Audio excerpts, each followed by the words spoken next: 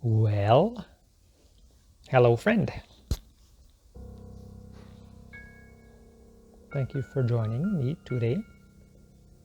Today's offering, I'll be discussing a question that came up in a conversation, and I feel it is a valuable topic to touch on, and that is, why do my ideas have any weight? Who am I to be saying these things, I guess? Why believe me? What makes me an authority / expert / guru / whatever other concepts a person's ego might come up with? And it's a valuable topic for a number of reasons. So let's investigate. Why would my opinion have any weight? Why believe what I am saying? Those sorts of ideas.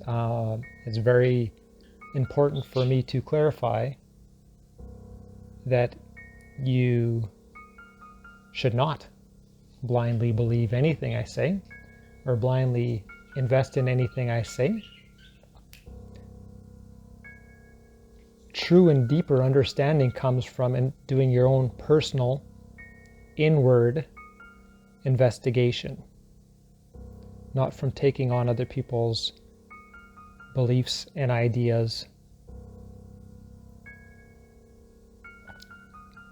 because there's no true substance to it. If you haven't experienced it, you actually lack the understanding at a deeper level. You're just holding it lightly as a belief, and a belief is a wish, a preference, and a limitation.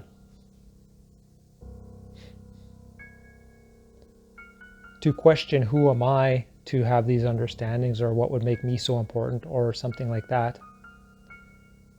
This is again why on my introductory video I discussed not emphasizing my name, not giving a visual of myself so that people can project any importance or lack thereof onto the way this vessel or body looks. Because my understandings don't mean anything to you. Your understandings do.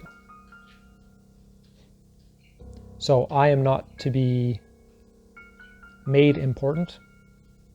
Just as a good, and I'm not claiming to be a guru and have no desire to, but a spiritual teacher who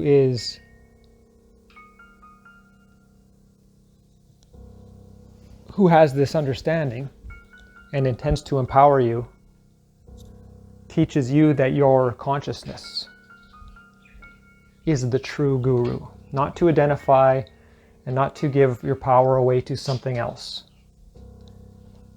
And when you raise questions like, who am I to have these understandings, and what makes me right, and I'm not suggesting I'm right, I don't subscribe to the idea of right or wrong, good or bad so much.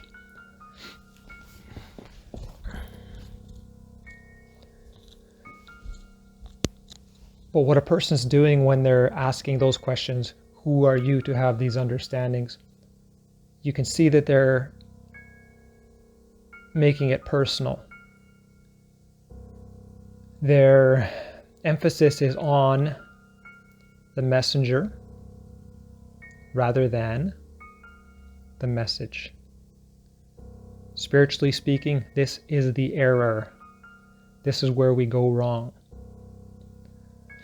Because the message has been displayed for you to apply and investigate and gain an understanding as to whether or not what I am suggesting in some ways bears fruit, or are you unwilling to do that inner investigation and gain that deeper understanding and just play on the surface and be critical of the messenger. So it's a clear demonstration when someone is focusing on the messenger that they're, at that moment at least, not looking at the message itself. And the message is where the substance is.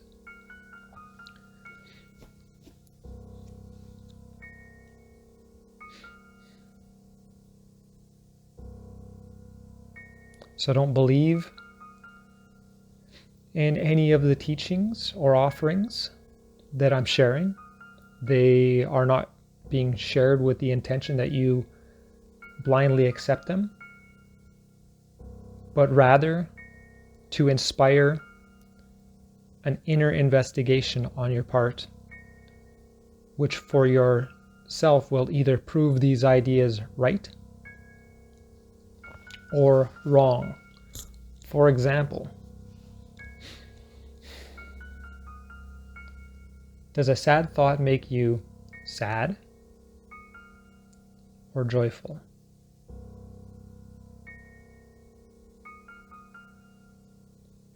Does a joyful thought make you sad or make you joyful?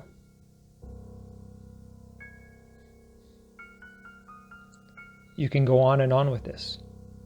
It's clear that the nature of the thought creates the experience. If a sad thought will make you sad.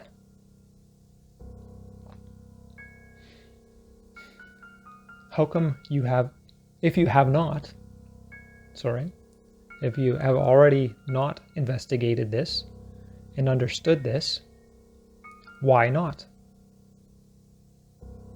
It's possible that you're so busy focusing on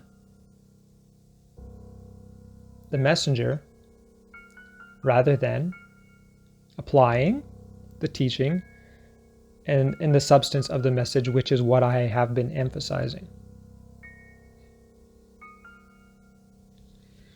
And if you investigate that a sad thought does indeed make you sad, what understanding does that give you? Does that not bear fruit? Is that not something that you can use moving forward? Is that not true?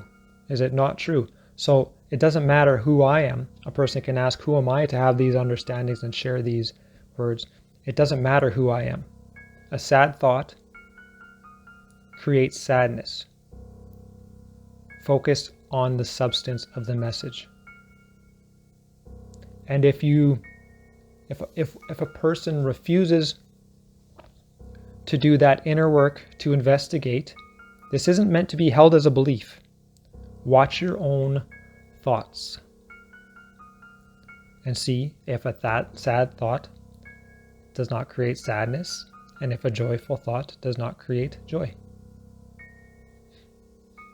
It is the law of nature. It is the nature of consciousness. It has nothing to do with who I am or what I prefer to believe. I would prefer to believe that a sad thought would make me joyous and that every single type of thought makes me joyous.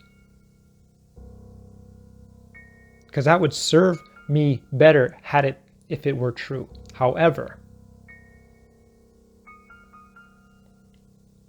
it is not the nature of thoughts. It is not the nature of creation. So I would be foolish to dismiss my own experience just because I prefer to believe something else, especially when I understand that beliefs are, again, just wishes, preferences, and limitations to deeper understanding.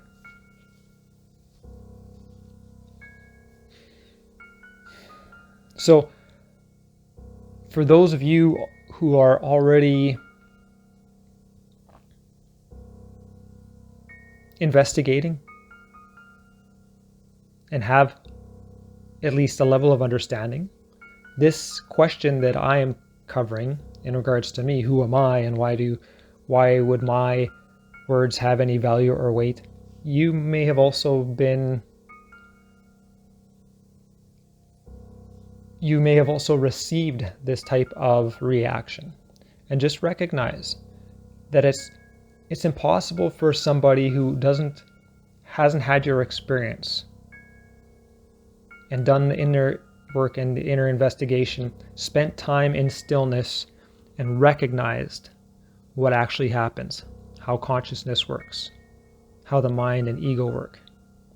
There is no amount of words that you can use that will allow that person to share your understanding that you gained through experience. And they may want it in words. They may want your understanding in words, but you must understand that you cannot convey it to them clear enough. The only way they'll ever receive it at the same depth is through experience. An analogy might be a person could read 100 books on playing guitar, but that first time he goes to pick up a guitar, are they going to be this great guitar player? Their mind understands these things very well. Why doesn't their body function in a manner that they are a guitar player? Because they lack experience.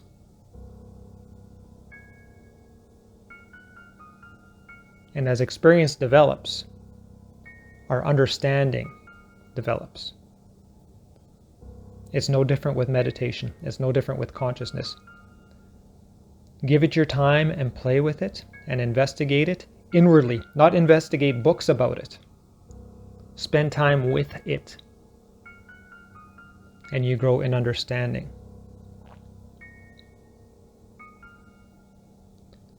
All of the books in the world about any topic won't give you the same depth of understanding as an intimate experience with that thing. You could read a bunch of books on Russia that never give you the understanding that you would gain if you just went to Russia and experienced what Russia is. You could read a book about your favorite food, and it doesn't give you the same experience as eating that food, as experiencing that food. Experience is always, no matter what, where the deepest understanding is gained. Focusing on the messenger, why would you have these answers? What makes you so special?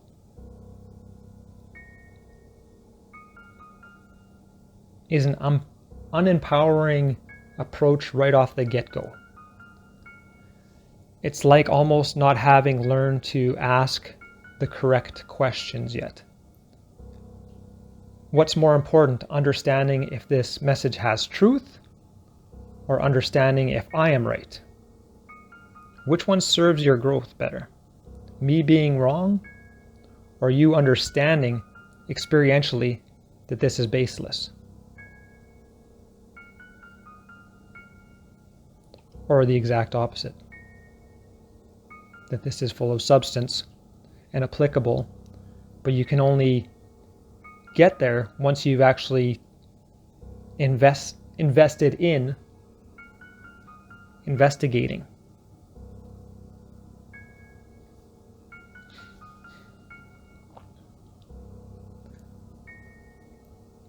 The ego kind of distracts us in forms of entertainment. Like there's even documentaries about the Buddha.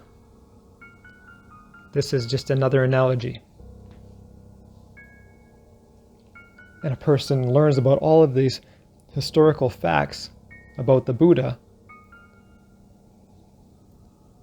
The Buddha wasn't valuable to you because he was a prince. And because he was in the East, None of that is applicable to you. What made the Buddha valuable was the substance that he inspired us to investigate, which is consciousness work. That's the reason the Buddha is being spoken about all these years later, not because he was a prince. How many other princes are there? So we can focus on these little things that are meaningless and have no value to our actual growth, or we can learn to look for substance. I've put out a video previously on what is substance. Substance is the actual piece of the message that we can apply and use to have our own personal experience and therefore develop our own depth of understanding beyond just words, beyond beliefs. That video has been released, and it's an important one because of topics like this that distract us away from substance and shine a light on things that distract us.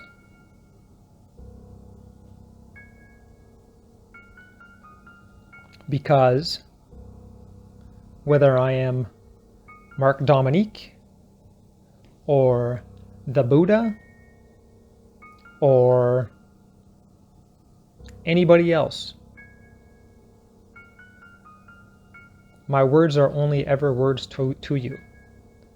And if they do not inspire you to investigate inwardly, that's all they'll ever be, no matter who I am or what I am.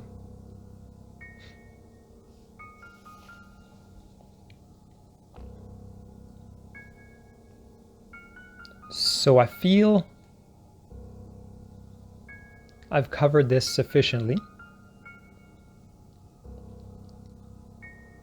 Maybe, perhaps, this offering has provided not just a reminder, but an inspiration that if you cannot apply something, reduce, if not surrender completely, your investment in it. Begin to practice letting go of things that you cannot apply and experience personally.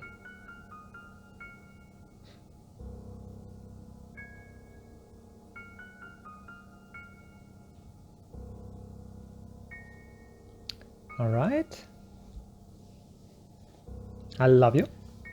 Have an awesome day.